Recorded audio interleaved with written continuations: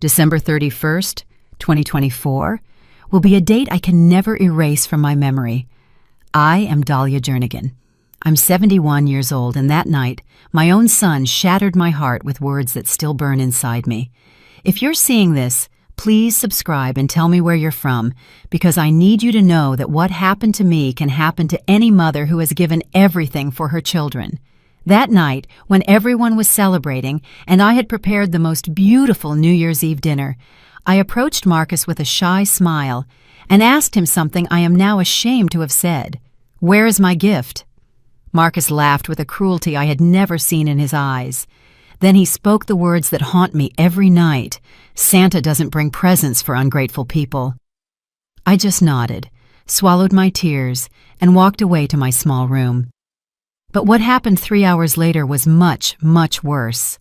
Marcus called me, desperate, crying like a child, pleading, "Mom, we urgently need $2 million to save the house."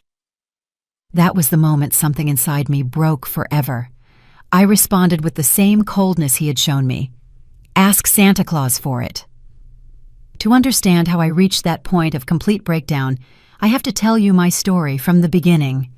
I have to tell you about Preston, my dear husband, who died when Marcus was only 12 years old.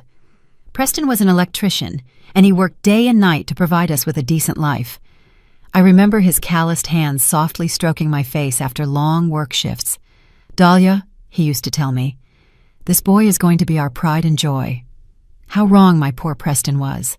When he died in that terrible construction accident, I was left alone with a boy who suddenly became my only reason for living. I sold everything of value. I worked cleaning houses, ironing other people's clothes, and selling baked goods on the corner of the street. My hands became rough, my back bent from carrying so much weight, but every sacrifice was worth it if Marcus could have a better life. I paid for the best schools I could afford. I bought him designer clothes while I wore the same faded skirt for years. When he was hungry, I gave him my meal and told him I had already eaten. Marcus grew into a handsome, intelligent man, successful in business.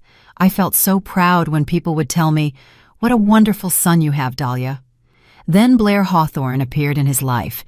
She was beautiful and elegant, wearing scarlet dresses that cost more than my 6 months' salary. From the first day I met her, I knew that woman didn't want me near her man. Blair had a subtle way of making me feel small. "Dahlia, don't you think it's time Marcus and I had some intimacy?" she'd ask with a fake smile while stroking my son's arm. And Marcus, my Marcus, who used to defend me from everyone and everything, started to change. He began to see me as Blair saw me, as a nuisance. Family dinners became tense.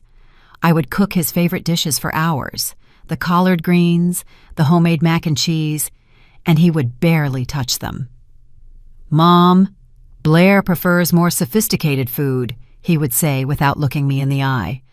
Little by little, I became a stranger in my own home, the home Preston and I bought with so much hard work, where we raised our son with infinite love.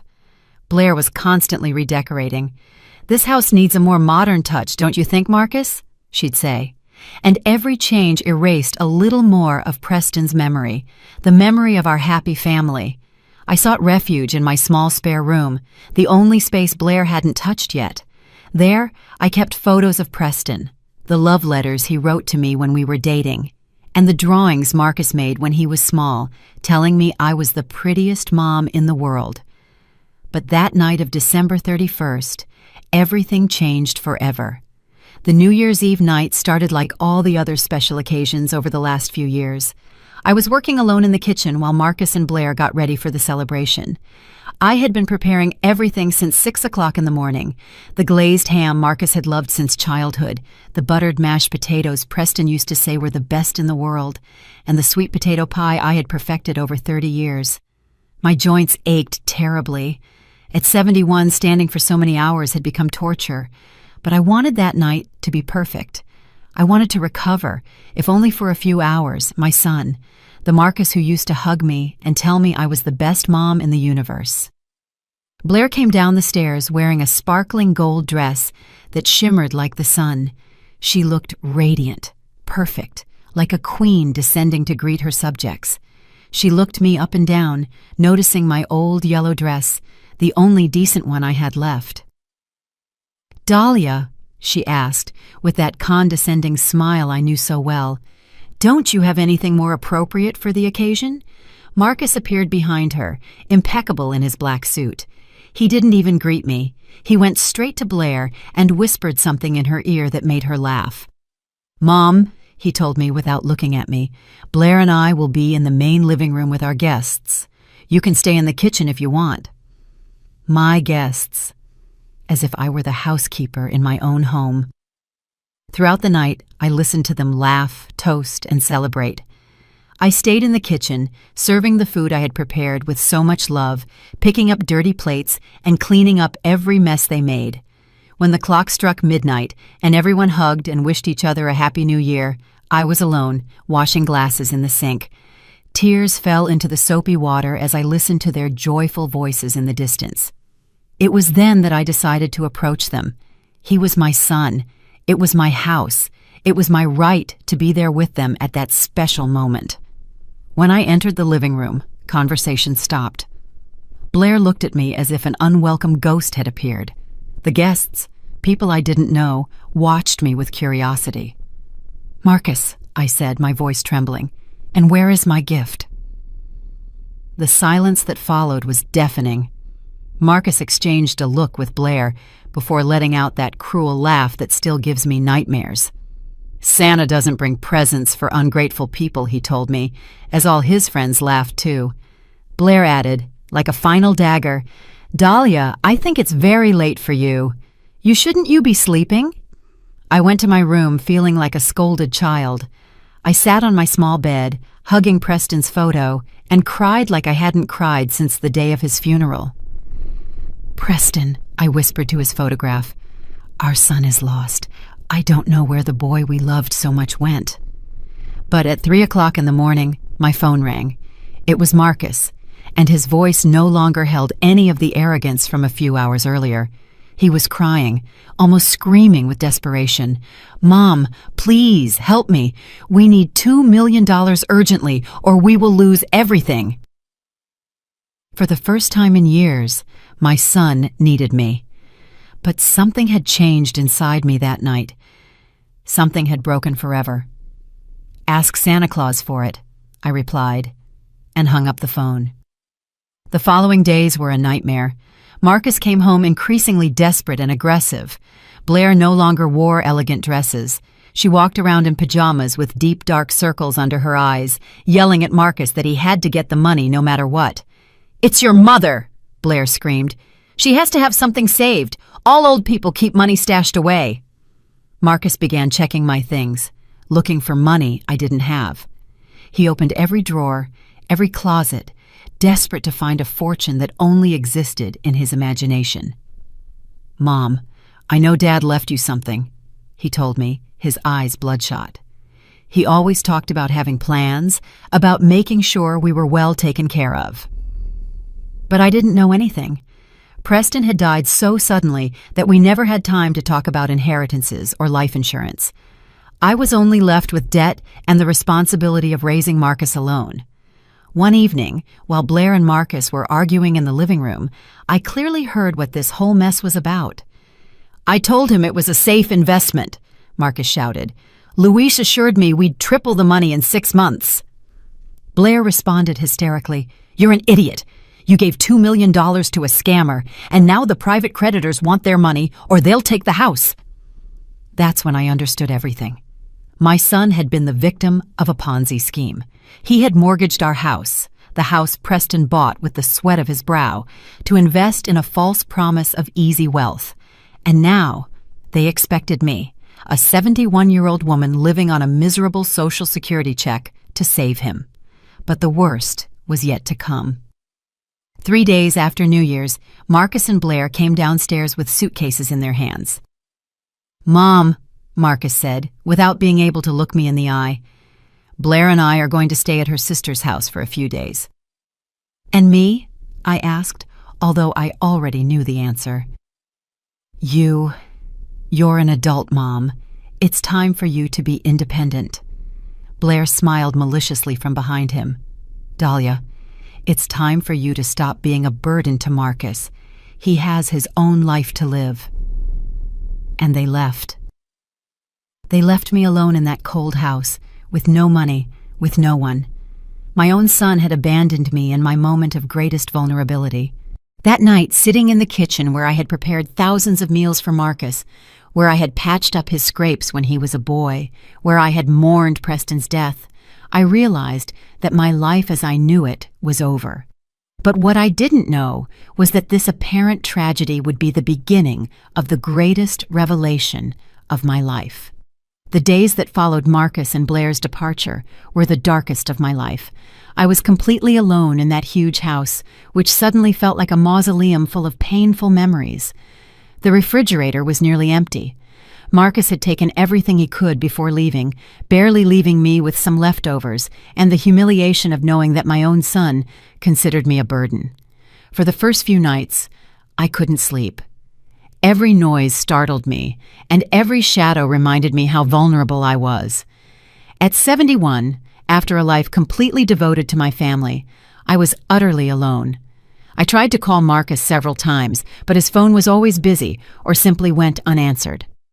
When I finally managed to reach him, his voice was ice cold. "Mom, I already told you, Blair and I need our space. You have to learn to fend for yourself."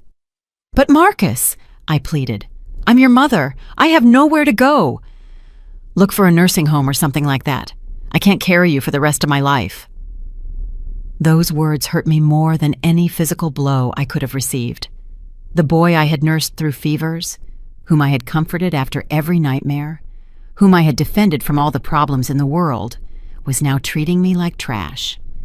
A week after they left, a man appeared at my door. He was tall, dressed in a gray suit, and carrying a folder full of documents. "Mrs. Jernigan?" he asked in a professional voice. "Yes, that's me." "I am Mr. Garcia. I represent your son Marcus's creditors.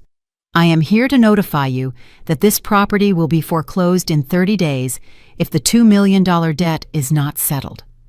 The world crashed down on me. Not only had I lost my son, but I would also lose the house where I had built my whole life with Preston. "But sir," I said, my voice breaking, "this is my house. I didn't sign any documents." "I'm sorry, ma'am. Your son mortgaged the property using documents that certify him as the sole owner. You have 30 days to vacate." When the man left, I collapsed on the living room floor. I cried until I had no more tears left.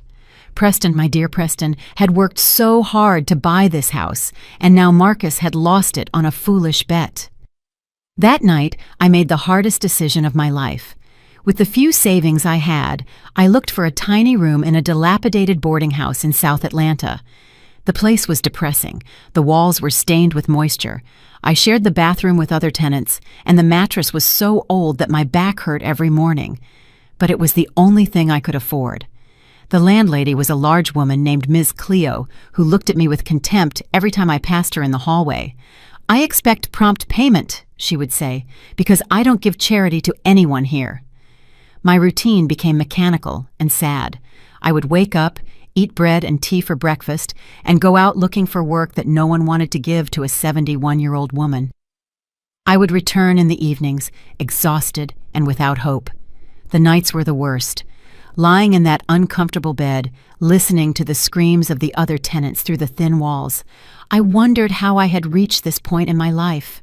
One afternoon, while walking downtown looking for any job I could do, I saw Marcus and Blair leaving an expensive midtown restaurant. She was wearing a new violet dress, and he looked relaxed and happy, as if he didn't have a care in the world. I hid behind a telephone pole so they wouldn't see me.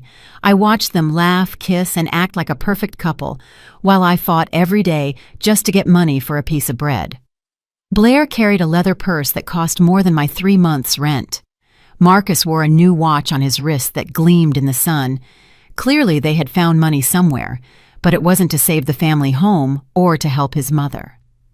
That night, I called Marcus one more time. I needed to know if he even remembered I existed. "What do you want, Mom?" he answered impatiently. "Marcus, I'm your mother. I've been living in a horrible boarding house. I don't have a job, and I barely have enough to eat. Please help me. Mom, I already told you to be independent. Blair and I have our own expenses. But I saw you today at that restaurant. You have money to spend on luxuries, but not to help your mother? That is not your problem, he screamed at me. Stop spying on me and find a way to sort out your life. And he hung up. I sat there in my miserable room, holding the phone, feeling my heart break into 1,000 pieces. My own son preferred to spend money on frivolous things for his wife than to help the woman who gave him life. 2 weeks later, my situation worsened even further. Ms. Cleo raised my rent without warning. Prices have gone up, she said indifferently. Pay up or get out. I had no way to get the extra money. I had spent my last savings on medicine for the arthritis that kept me bedridden some days. One night, while organizing my few belongings, thinking I would have to look for an even cheaper place, I found an old shoebox I had brought from the house. It was a shoebox where I kept important letters and documents. I started looking through the papers nostalgically. Love letters from Preston, birth certificates, old house bills. But at the bottom of the box, wrapped in yellow plastic, I found an envelope I had never seen before. The envelope had my name written on it in Preston's handwriting. My heart started beating faster. I opened it with trembling hands and found a letter that would change everything. My dearest Dahlia, the letter read, if you are reading this, it means I am no longer with you.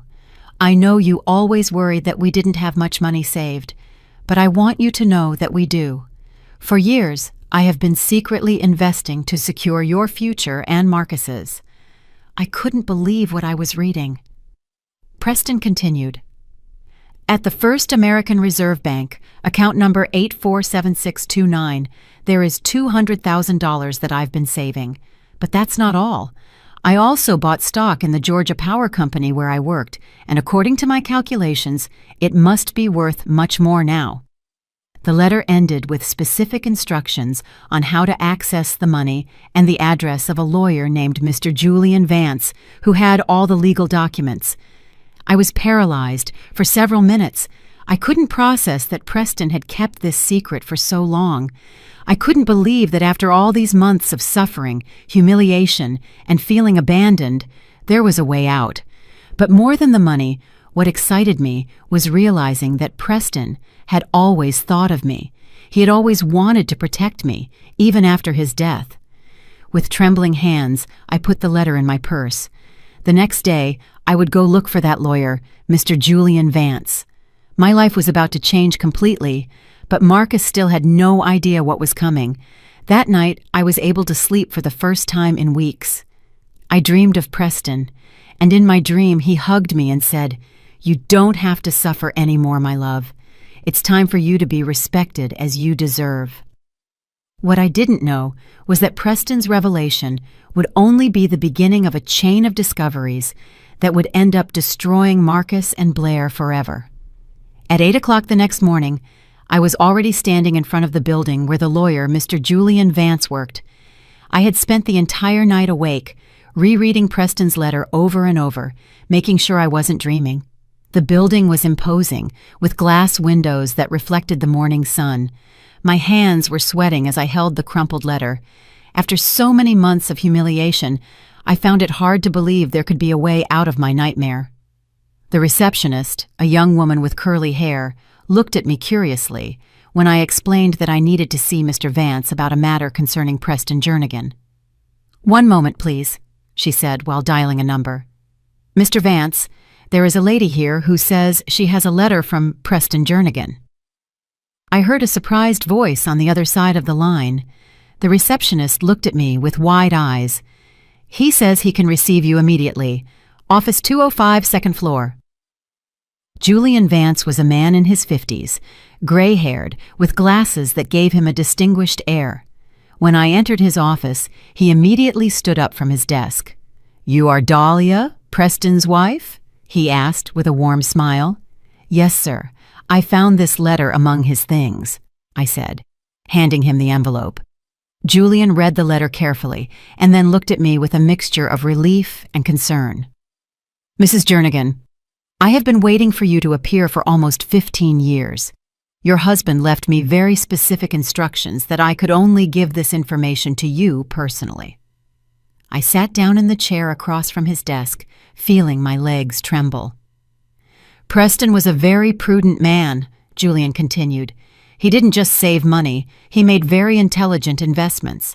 The Georgia Power Company's shares split several times, and their value multiplied exponentially. Julian opened a thick file with Preston's name on the cover.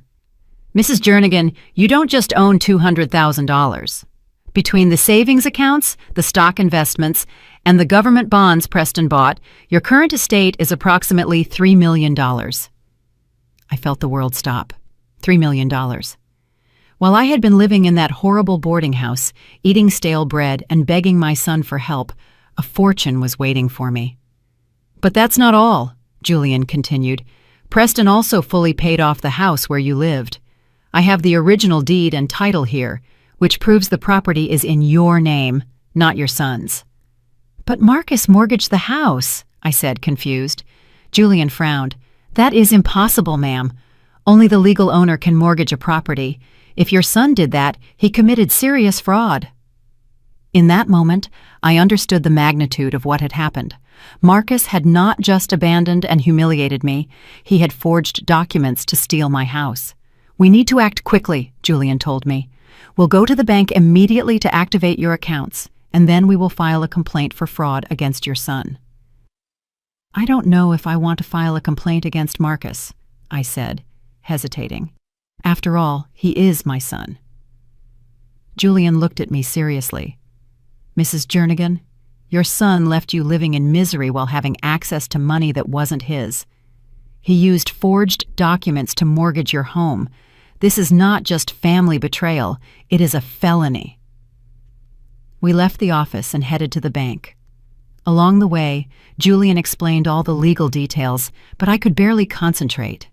My mind was full of images of Marcus and Blair spending money in expensive restaurants while I struggled to pay for a miserable room. At the bank, after verifying my identity with several documents, the manager showed me the bank statements I hadn't seen in 15 years. It was real. Everything was completely real. "What do you want to do with the money, ma'am?" the manager asked me. "For now, leave it where it is," I replied. "I need time to process all this." When we left the bank, Julian gave me his personal card. "Mrs. Jernigan, I think it's time for you to recover what is yours. Your house, your dignity, your life. Are you ready to face your son?" That afternoon, I returned to my room at the boarding house, but everything had changed. I was no longer an abandoned old woman begging for compassion. I was a woman with resources, with power, with the capacity to completely change my situation. But before making any move, I needed a plan. Marcus and Blair had played with me as if I were a helpless fool. It was time to show them how terribly wrong they were. That night, for the first time in months, I didn't call Marcus begging for help. Instead, I stayed awake, planning my next move. The next day, Julian called me with even more shocking news. "Mrs. Jernigan, I've been investigating the situation with your house, and I found something very interesting. The creditors Marcus owes money to don't seem to exist.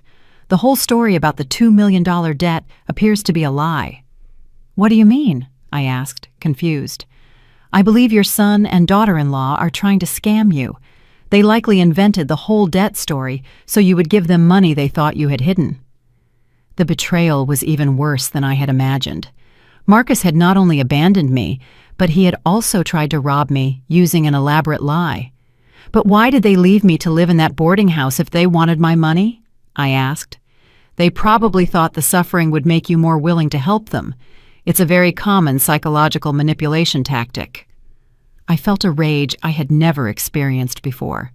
It wasn't just pain over my son's betrayal, but a burning fury toward the people who had coldly calculated my suffering. That afternoon, I decided to take the first step of my revenge.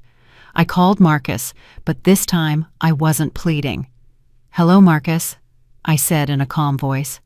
"Mom, how are you?" His voice sounded fake, as if he were playing the role of the worried son. "I'm fine. In fact, I'm better than ever." That's good to hear. Marcus, I wanted to ask you a question about the house. There was a long silence on the other end of the line. What do you want to know? I wanted to know exactly which documents you used to mortgage it. Mom, why are you asking that? I already explained that. Just answer my question, Marcus. His voice became nervous. I used the documents Dad left me. That's interesting, because I just found out that Dad never left you any documents for the house. The silence that followed confirmed everything I needed to know. Mom, I can explain. You don't need to explain anything, Marcus. I'll see you soon. And I hung up the phone. That night, as I prepared to sleep on my last night in that horrible boarding house, I smiled for the first time in months. Marcus and Blair had no idea of the storm that was coming for them. Preston had found a way to protect me even after death, and now it was my turn to protect his memory and reclaim everything they had taken from me. The war had just begun, but this time I had all the weapons. The following days were the most intense of my life. Along with Julian, we developed a strategy that would not only return what was mine, but would expose every lie Marcus and Blair had constructed. Julian hired a private investigator named Avery to follow Marcus and Blair for a week. The results were even more devastating than we had imagined. Mrs. Jernigan, Julian said to me while reviewing the report, your son and daughter-in-law have been living a life of extreme luxury. 5-star restaurants, expensive hotels, shopping at exclusive boutiques. They spent more than $50,000 in the last month alone. Avery, the investigator, showed me photographs that broke my heart.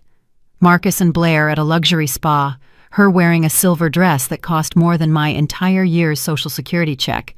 Marcus in a new suit, smiling while toasting with champagne.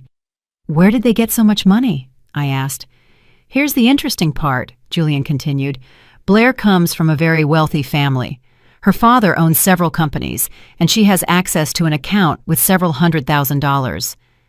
So they never needed my help? Never. It was all an elaborate performance to gain access to what they thought you had hidden away. The cruelty of the situation hit me like a hammer. While I had spent sleepless nights worrying about Marcus's financial problems, he had been living like a millionaire using his father-in-law's money. But that's not all, Avery added. I also discovered that they have been telling their friends that you died. What?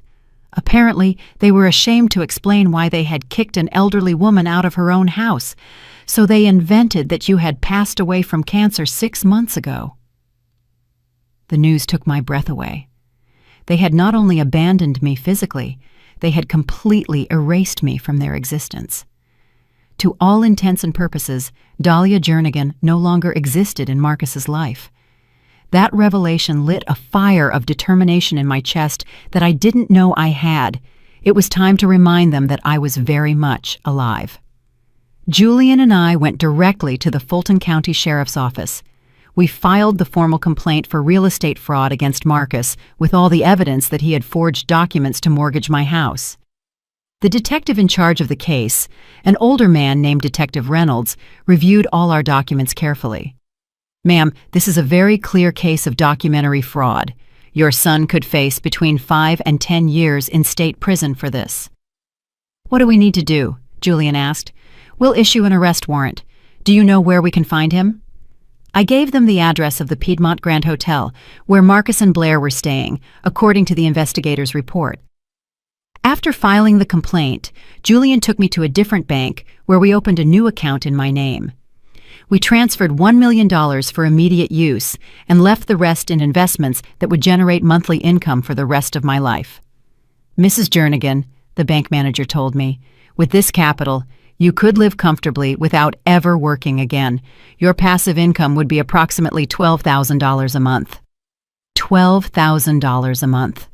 While Marcus had left me to survive on less than $300. That afternoon, I decided to take the next step in my plan. I rented the presidential suite at the city's most exclusive hotel, the Piedmont Grand Hotel, the same one where Marcus and Blair had been staying. I bought new clothes, had my hair done at the hotel salon, and for the first time in months, I felt like the dignified woman Preston had loved. The dress I chose was coral, elegant but appropriate for my age. The shoes were comfortable but sophisticated. When I looked in the mirror, I saw a transformed woman. I was no longer the frail old woman begging for compassion. I was Dahlia Jernigan, Preston's widow, the woman who had raised a son with infinite love and was now reclaiming her place in the world. That night, I called Marcus from my suite's phone. "Mom?" His voice sounded surprised. "Where are you calling from? I don't recognize this number." "Hello, Marcus. How is life at the Piedmont Grand Hotel?" There was a long silence. "How do you know I'm here?" "I know many things, son. For example, I know Blair spent $3,000 on a dress last week. I know you dined at a Michelin-starred restaurant on Tuesday. I know you told your friends I had died of cancer." "Mom, I can explain." "You don't need to explain anything, but I do need you to come see me tomorrow. I'm in the presidential suite at the same hotel where you are staying." "The presidential suite, Mom? How?" "Tomorrow at 3 o'clock in the afternoon, and bring Blair with you." "But Mom..." "It's not a request, Marcus. It's an order." And I hung up the phone. The next day, exactly at 3 o'clock, I heard a knock on my suite door. I opened it and found Marcus and Blair standing in the hallway, both with looks of total confusion. Marcus wore jeans and a wrinkled shirt, very different from the elegant suits he had been wearing. Blair wore a simple orange dress with no makeup, as if they had rushed out of their room. "Mom," Marcus said, slowly walking in, "what is all this? How can you afford this suite?" "Sit down," I told them, pointing to the Italian leather sofa in the center of the living room. Blair looked around with wide eyes. The suite had huge windows with a view of the city, furniture that cost more than a car, and fresh flowers on every table. "Marcus," I began in a calm voice, "for the last few months, you have treated me like trash. You kicked me out of my own house, you left me to live in a horrible boarding house, and you told your friends I had died." "Mom, I would never—" "Silence!" I shouted with an authority I didn't know I possessed. "I'm talking now." Both Marcus and Blair shrank into the sofa. "I also know that you forged documents to mortgage my house, that you invented a $2 million debt that never existed, and that this whole time you have had access to Blair's family money." Blair tried to speak, but I silenced her with a look. "But the thing that hurts me the most, Marcus, is that you made me believe I was a burden. You made me feel useless, forgotten, as if my life had no value." Tears began to fall down Marcus's cheeks. "Mom, I'm so sorry. Blair convinced me that—" "Don't blame me!" Blair screamed. "You were the one who said your mother was dramatic and manipulative." "Blair, shut up!" Marcus retorted. I watched them fight amongst themselves and felt a strange satisfaction. Their perfect alliance against me was crumbling. "Enough!" I said firmly. "You are both equally guilty, but you need to know something important." I stood up and walked toward the window, turning my back to them. "Your father, Marcus, was a much more intelligent man than either of us thought. For years, he secretly invested every extra penny he earned." I turned to face them. "I am a millionaire, Marcus. I have $3 million that Preston left me, and the house has always been mine." Marcus's face turned white as paper. Blair opened her mouth, but no sound came out. "That means that every day I was left to suffer in that boarding house, every night I went hungry, every tear I shed begging you for help, was completely unnecessary." Marcus stood up, trembling. "Mom, please forgive me. We didn't know that." "Of course you didn't know," I exploded, "because you never bothered to ask, because you decided that I wasn't worth anything." Before knowing the truth, Blair finally found her voice. "Dahlia, if we had known you had money, you would have treated me better." I finished the sentence for her. "Exactly. That is the difference between you and me. I loved you when I thought I had nothing. You only love me if I have something to give you." Just then, the door knocked again. It was Julian, accompanied by 2 police officers. "Mrs. Jernigan," Julian said, "we have come to execute the arrest warrant." Marcus and Blair immediately stood up, panic evident on their faces. "Marcus Jernigan," one of the officers said, You are under arrest for documentary fraud and usurpation of real estate." As they put the handcuffs on my son, he looked at me with tears in his eyes. "Mom, please, don't let them take me." For a moment, my mother's heart wanted to give in. But then I remembered all the nights I had cried in that horrible boarding house while he lived like a king. "Marcus," I said in a firm voice, "ask Santa Claus for it." Seeing Marcus arrested in front of my eyes was one of the most painful and liberating moments of my life. On the one hand, my mother's heart broke, seeing my son handcuffed like a common criminal. On the other, I felt a deep satisfaction seeing that there were finally consequences for all the damage he had caused me. Blair started screaming hysterically when the officers took Marcus away. "This is your fault, you old hag," she screamed with pure hatred in her eyes. "You ruined our lives." "No, Blair," I replied with glacial calm. "You ruined your own lives when you decided to betray me." Julian approached Blair with a professional smile. "Ma'am, you are also under investigation for complicity in the fraud. I suggest you hire a lawyer." Blair turned pale. Without Marcus there to protect her, she suddenly looked very small and vulnerable. "But I didn't know the documents were fake," she lied desperately. "The photographs we have of you celebrating after mortgaging the house suggest otherwise," Julian countered, showing her some images Avery had captured. Blair looked at the photos, and her arrogance completely collapsed. In the images, she was seen toasting with champagne and laughing while Marcus signed the fake papers at the bank. "Dahlia, please," Blair pleaded, completely changing her attitude. "I know we made mistakes, but you can withdraw the complaint. Marcus is your son." "Marcus stopped being my son the day he threw me out onto the street like a dog," I replied. "And you stopped being my daughter-in-law when you treated me like I was your servant." Blair tried to approach me, but Julian stepped in the way. "Mrs. Hawthorne, I recommend you leave before we also issue an arrest warrant against you." Blair gave me one last look full of resentment before running out of the suite. When Julian and I were alone, we sat in silence for a few minutes. The suite, which had been full of tension, now felt strangely peaceful. "How do you feel, Mrs. Jernigan?" Julian asked me. "Empty," I replied honestly. "I know I did the right thing, but seeing my son arrested is not something a mother can celebrate." "You didn't arrest him," Julian reminded me. "He arrested himself when he decided to commit a crime." That night, alone in my luxurious suite, I sat by the window watching the city lights. For the first time in months, I didn't have to worry about money, a roof over my head, or food, but I also had no family. The next day, Julian called me with disturbing news. "Mrs. Jernigan, there is something else you need to know. Marcus did not act alone in this. We have discovered that Blair has connections to a network of scammers who specialize in robbing properties from the elderly." "What do you mean?" "Blair has been married before. Her first husband was an older man who died under suspicious circumstances, leaving her his entire fortune. Her second husband, also older, was institutionalized after she had him declared mentally incompetent. The pieces of the puzzle began to fit together in a terrifying way. Are you saying Blair chose Marcus specifically to rob me?" "It's highly likely. Investigators found evidence that Blair had been researching your family months before she even met Marcus. She knew about the house. She knew you were a widow. She knew you had an unmarried son with access to your assets." I sat heavily in a chair. Marcus hadn't just been cruel to me. He had been the victim of calculated manipulation. "But that doesn't excuse him," I continued, thinking aloud. "Blair may have influenced him, but he made the final decisions." "Exactly.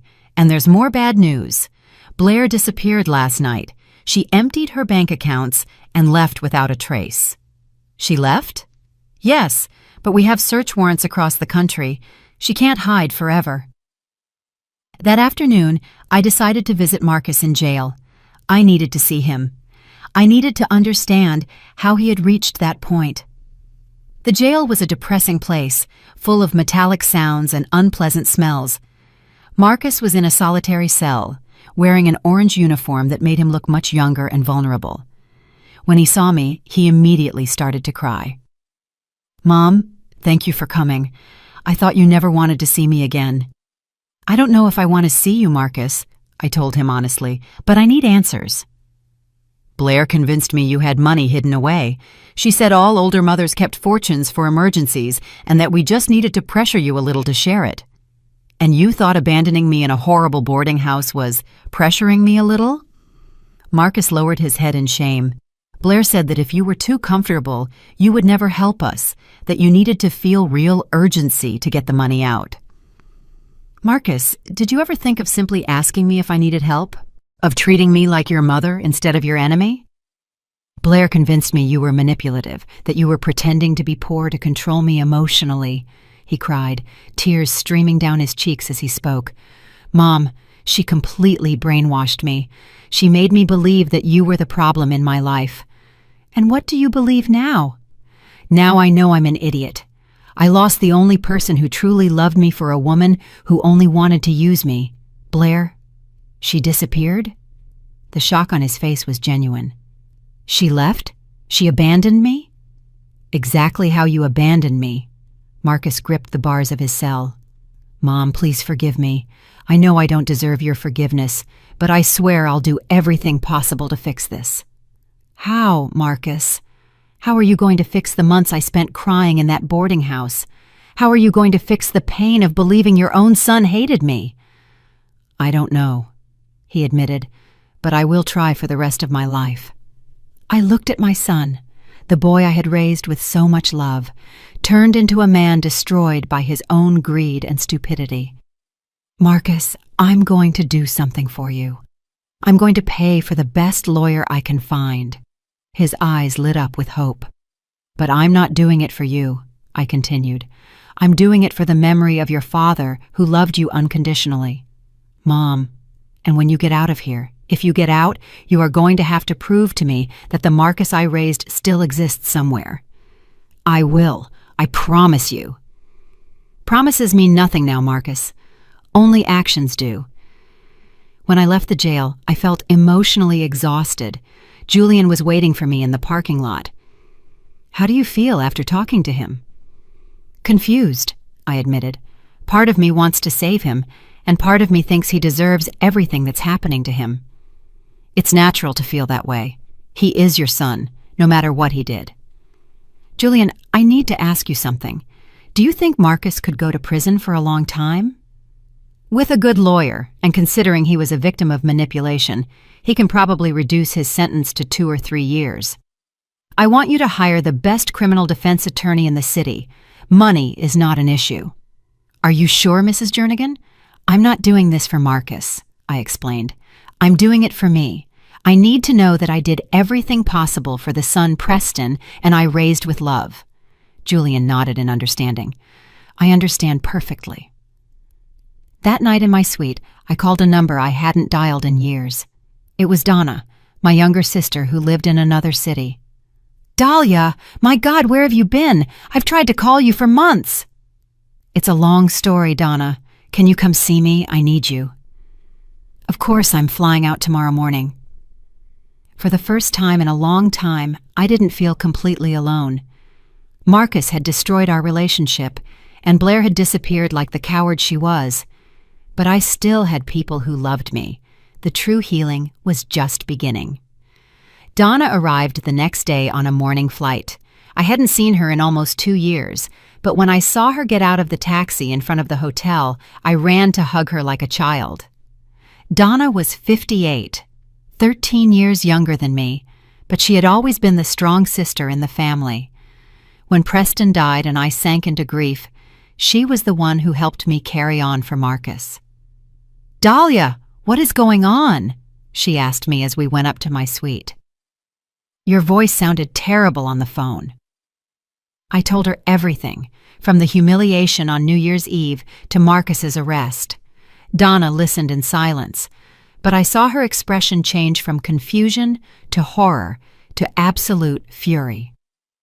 That damn boy made you live in a boarding house, she burst out when I finished my story. After everything you sacrificed for him.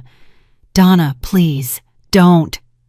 I won't calm down. Marcus turned into a monster, and you don't have to protect him anymore. It was strange to hear someone else validate my pain.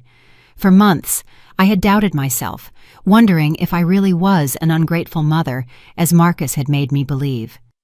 "But there's something else I need to tell you," I said. "Something about Preston I never knew." I showed her the letter and the bank documents. Donna read everything, her eyes getting wider and wider.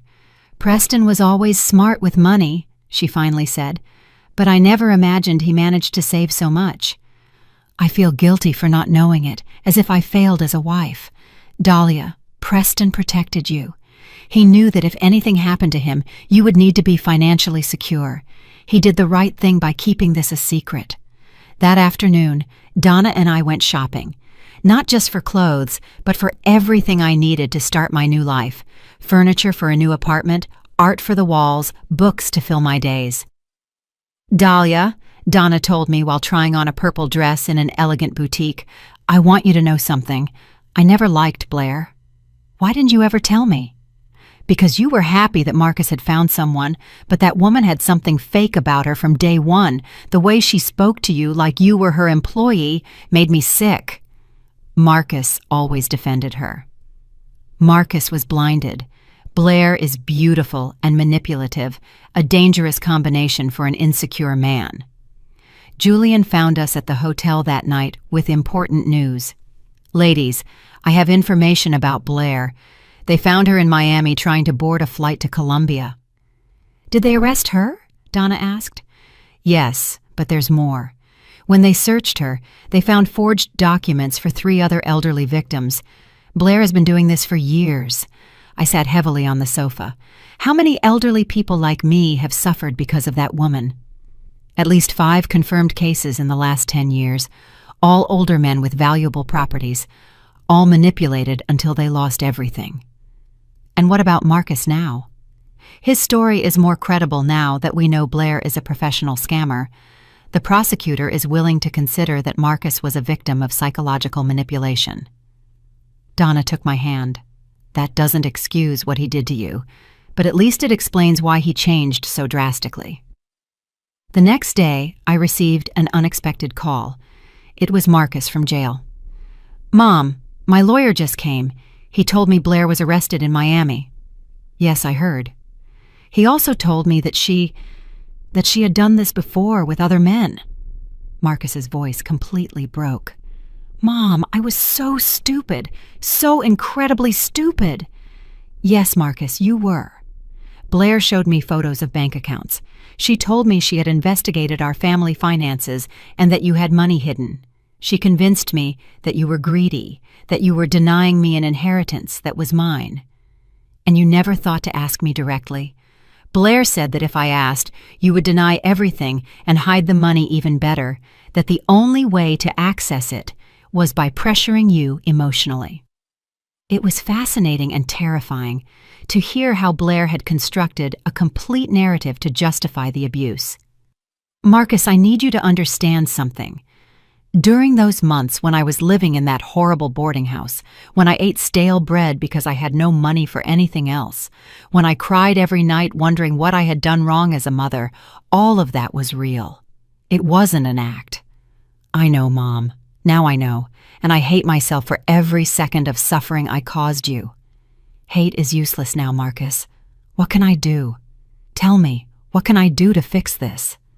"I don't know if it can be fixed, son, but if you truly want to try, you're going to have to work very hard to rebuild the trust you destroyed."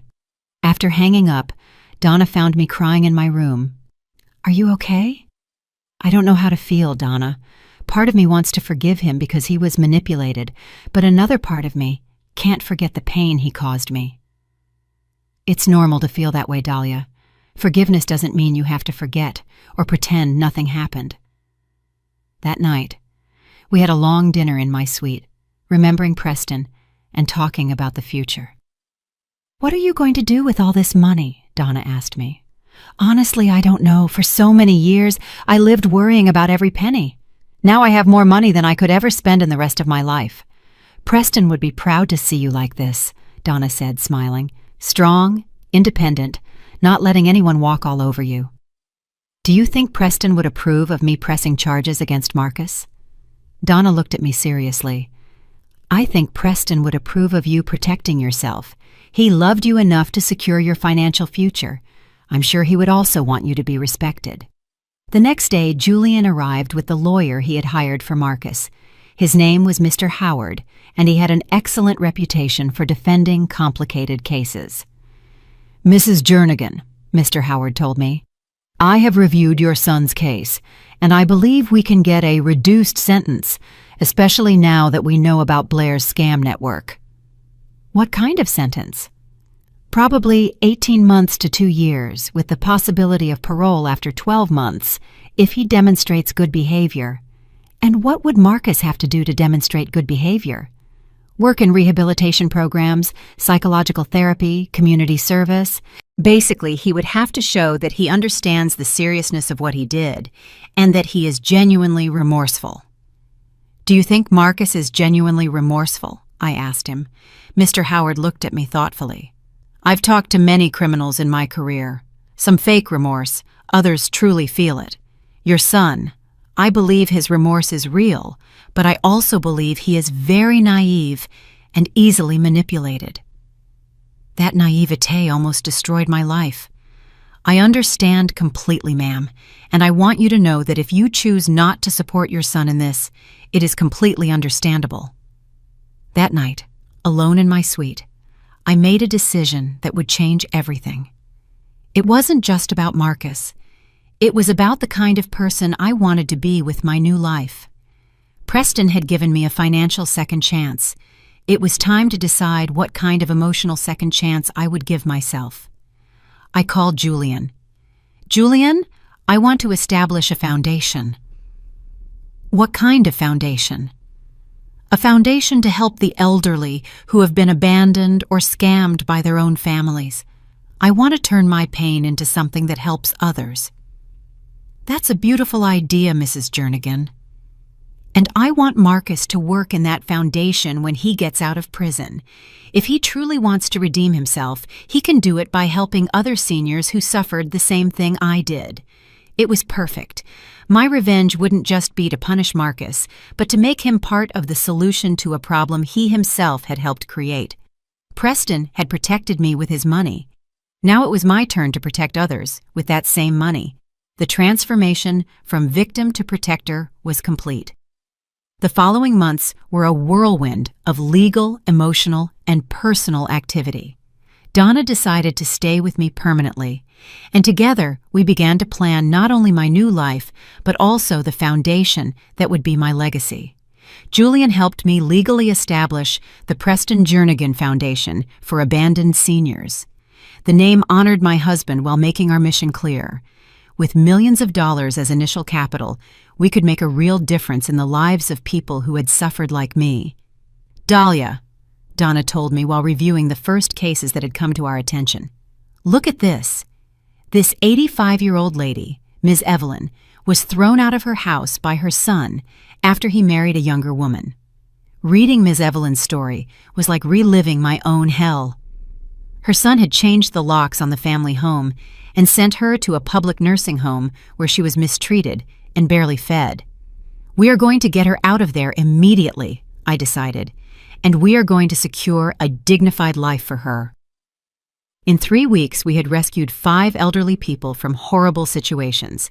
Ms. Evelyn, who now lived in a beautiful apartment we paid for, Mr. Sterling, a 78-year-old man who had been scammed by his granddaughter, and Ms. Joyce, an 82-year-old woman whose son had sold her house without her permission. Every case reminded me of how lucky I had been. Preston had left me the resources to defend myself. These people hadn't had that luck. Meanwhile, Marcus remained in prison, awaiting sentencing. His lawyer, Mr. Howard, had successfully negotiated a reduced sentence of 18 months in exchange for Marcus testifying against Blair and her scam network.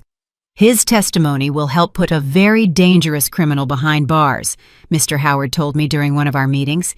Blair has ruined dozens of lives. Blair faced charges for aggravated fraud, documentary fraud, and criminal association. Prosecutors estimated she could receive between 15 and 20 years in prison. I'm glad to know she won't be able to hurt anyone else, I told Mr. Howard. but that doesn't erase what she did to my family. One day, I received an unexpected letter. It was from Blair, written from her cell in Miami.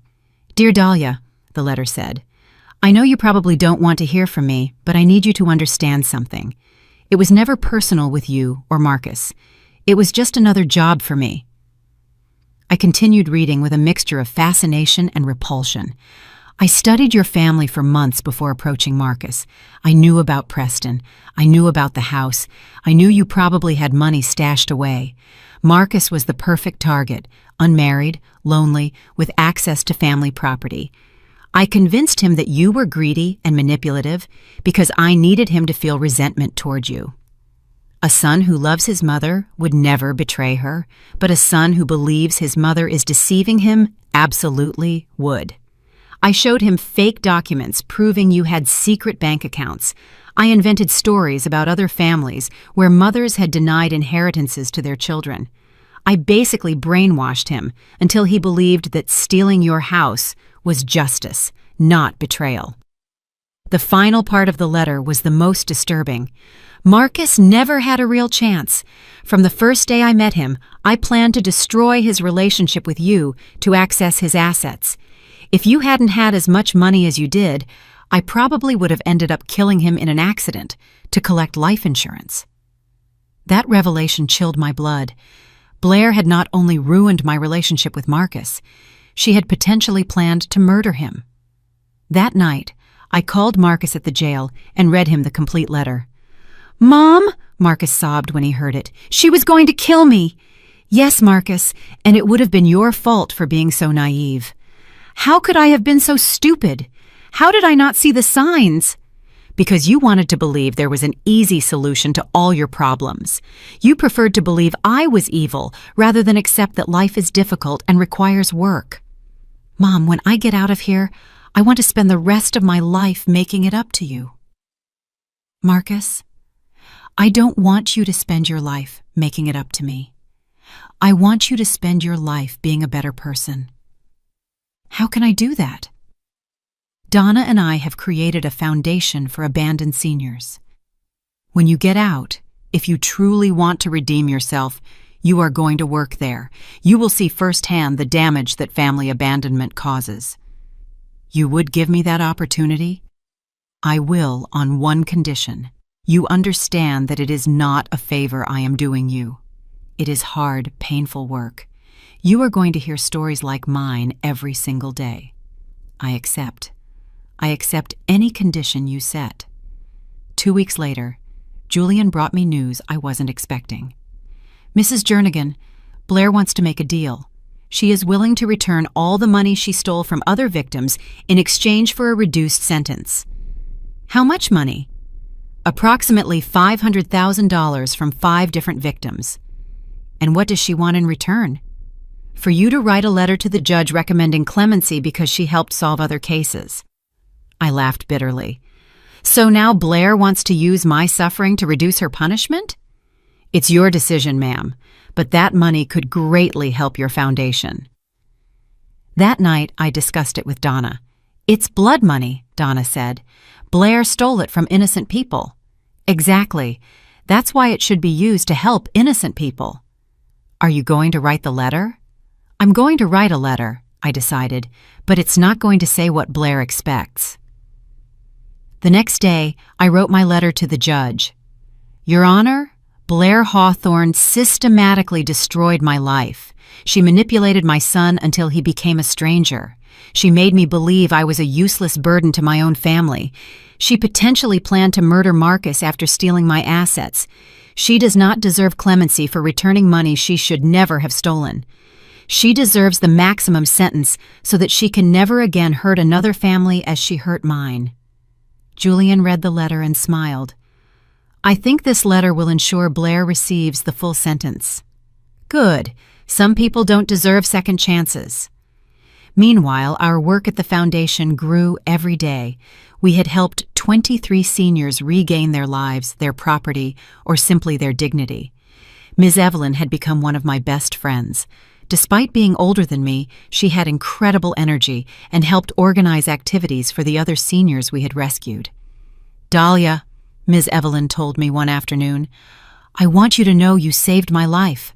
Literally, I was dying of sadness in that nursing home." "Ms. Evelyn, you would have done the same for me." "I'm not so sure. Turning your pain into help for others requires a very special heart." Mr. Sterling, the man who had been scammed by his granddaughter, also joined us as a volunteer at the foundation.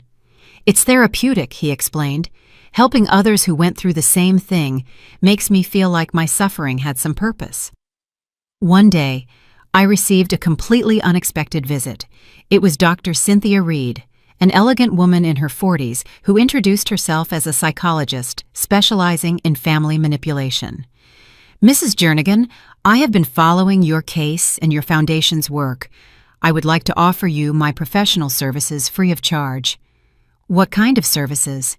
"Therapy for the victims of family abandonment, but also psychological evaluations to determine if the relatives who abandoned these seniors can be rehabilitated or are lost causes." "Like Marcus?" "Exactly. Your son was a victim of manipulation, but he also made conscious decisions to hurt his mother. We need to determine if he can truly change or if he is simply saying what you want to hear." The idea fascinated me.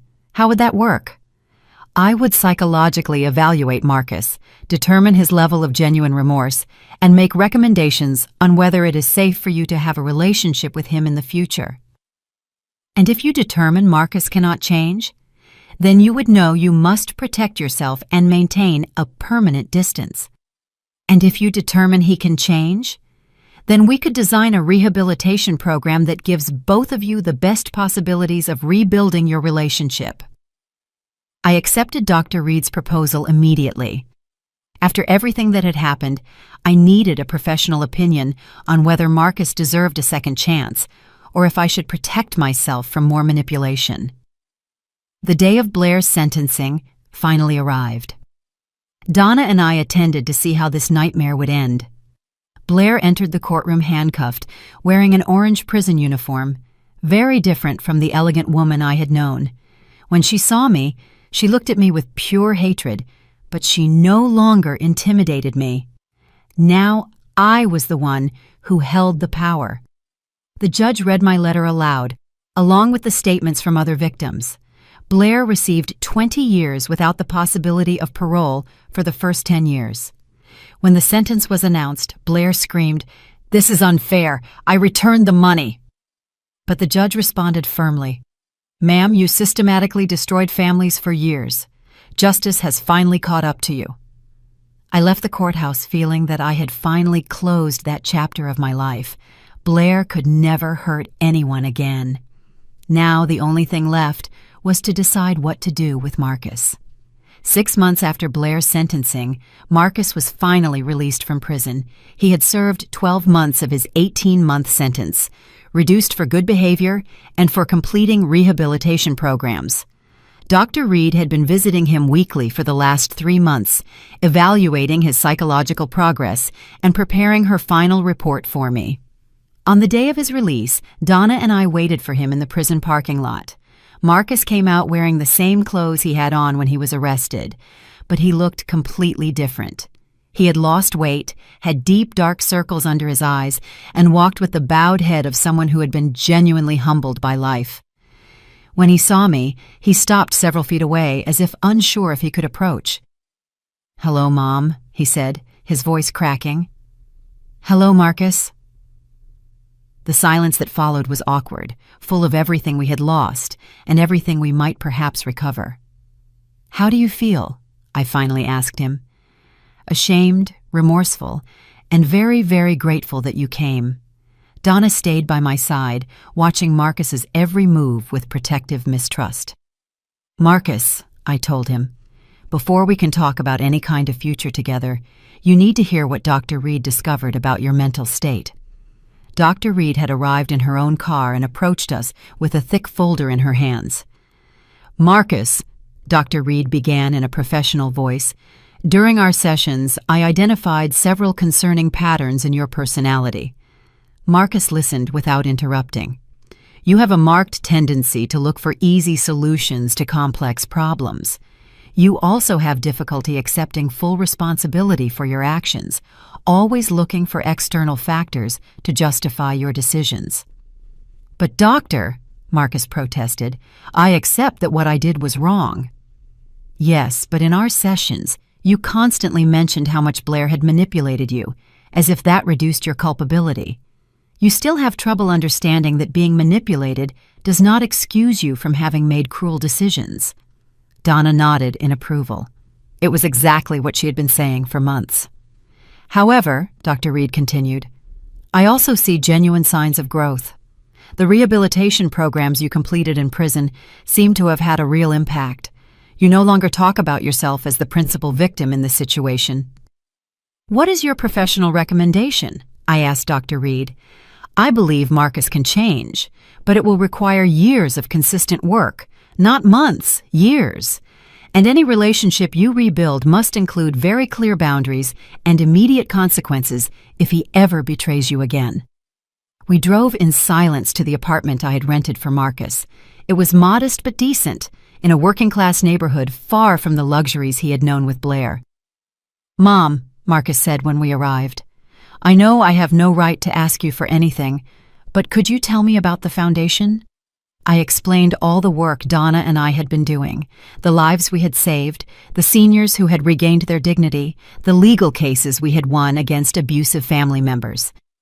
Ms. Evelyn, the 85-year-old lady whose son abandoned her, now lives in a beautiful apartment and helps other seniors as a volunteer, I told him. Mr. Sterling recovered the house his granddaughter stole from him and now gives talks about family fraud. Marcus listened with tears in his eyes. You turned your pain into something beautiful, he told me, just like Dad would have wanted. And what do you want to do with your pain, Marcus? I want to work with you if you let me. I want to spend every day of my life helping people who suffered because of people like me. It won't be easy, I warned him. You are going to hear stories that will break your heart.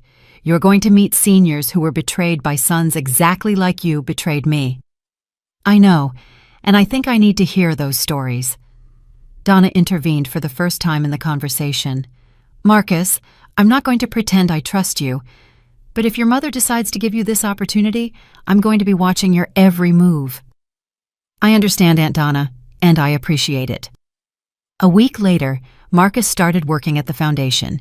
His first day was brutal. He met Ms. Naira, a 73-year-old woman who had been placed in a horrible facility by her daughter, who sold the family home and moved to Europe with the money. My daughter told me I was a burden, Ms. Naira told Marcus, that I had lived long enough and it was time for her to enjoy her life. I saw Marcus turn pale listening to the story. It was as if he were seeing his own reflection in a terrible mirror. How do you feel now? Marcus asked Ms. Naira. Some days I still cry, wondering what I did wrong as a mother, but other days I feel grateful that I survived to see that there are good people in the world, like your mother. That night, Marcus came to my apartment and completely broke down. Mom, I can't believe I made you feel the way Ms. Naira felt. I can't believe I was so cruel. Now you know how it feels to be abandoned by the person you love the most, I said. The question is, what are you going to do with that understanding? Over the following months, Marcus worked tirelessly at the foundation. He visited facilities looking for cases of abandonment, helped seniors recover stolen properties, and organized events to give them dignity and community. One day, he surprised me with a proposal. Mom, I want to donate my entire salary to the foundation. Marcus, you need money to live. I live in an apartment you pay for, and I eat food you pay for. The only thing I need is transportation to work. Everything else should go to helping the people I indirectly hurt. It was the first moment in 2 years that I felt genuinely proud of my son. 6 months after Marcus began working with us, we received a case that changed everything. A woman named Donna, who coincidentally had the same name as my sister, had been scammed by her son in a way almost identical to how Marcus had scammed me. The difference was that this Donna didn't have the resources Preston had left me. I want to handle this case personally, Marcus told me when he read the file. Are you sure? It's going to be very painful for you. Exactly. That's why I need to do it. Marcus worked for 3 weeks to gather evidence against this other Donna's son. He used all the legal contacts he had developed, paid private investigators out of his own pocket, and finally managed to get the scammer arrested. When Donna recovered her house and her savings, she hugged me, crying. "Your son is an angel," she told me. "He saved my life." That night, for the first time since that terrible New Year's Eve 2 years ago, Marcus and I had dinner together as mother and son. "Mom," he said while we shared dessert, "I know I can never erase the damage I caused you, but I want you to know that every day I work to be the man Dad wanted me to be. Marcus, your father would have forgiven you a long time ago." And me? I looked him in the eyes. This man who had been my baby, my boy, my greatest disappointment, and now, perhaps, my greatest pride. "I forgive you too, son." Marcus began to cry, and for the first time in 2 years, I hugged him like my little boy. Today, 3 years after that terrible night, I run the most successful foundation in the city for abandoned seniors. We have helped more than 200 people recover their lives, their property, and their dignity. Marcus is my second in command, and every day he proves that people can change if they genuinely want to. Donna, my sister, became the administrative director and keeps everyone organized with her tireless energy. Preston would be proud not only of the foundation, but of how we turned the most painful betrayal of our lives into a force for good. Sometimes I receive letters from Blair in jail, still trying to manipulate me, still blaming others for her crimes. I throw them away without reading past the first line. Some people never change, and that's okay. Not everyone deserves second chances. Marcus, however, earned his, and I earned a new life I never imagined possible. Every morning, I wake up in my beautiful apartment, eat breakfast while reading requests for help from abandoned seniors, and go out to do work that gives meaning to my existence. I am no longer Dahlia, the abandoned old woman begging for compassion. I am Dahlia, the protector, the advocate, the woman who turned her pain into power. Preston taught me that true love is demonstrated by protecting you even after death. Marcus taught me that betrayal can hurt more than any physical blow, and I taught myself that the best revenge is to live so well that your enemies regret ever underestimating you. If you are going through a similar situation, if your own family has abandoned or betrayed you, I want you to know this: you are not alone. You are not a burden. Your life has value no matter your age, and sometimes when all seems lost, life gives you an opportunity to show what you are truly made of. Did you like my story? And which city are you listening from? Let's meet in the comments. If you liked the story, you can support me by sending a super thanks so I can keep bringing more stories like this. Thank you so much for your sweet support. I'm looking forward to your comments on the story. On the screen, you can see 2 new life stories that I highly recommend. There's so much more on my channel. Don't forget to subscribe. See you in the next life story with love and respect.